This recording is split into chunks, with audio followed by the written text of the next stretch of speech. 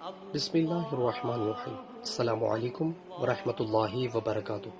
رسول اللہ صلی اللہ علیہ وسلم نے احد پہاڑ کو دیکھ کر فرمایا کہ یہ پہاڑ ہم سے محبت رکھتا ہے اور ہم اس سے محبت رکھتے ہیں۔ اے اللہ، ابراہیم علیہ السلام نے مکہ مکرمہ کو حرمت والا شہر قرار دیا تھا اور میں مدینہ کے دو پتھریلے علاقے کے درمیانی علاقے کے حصے کو حرمت والا قرار دیتا ہوں۔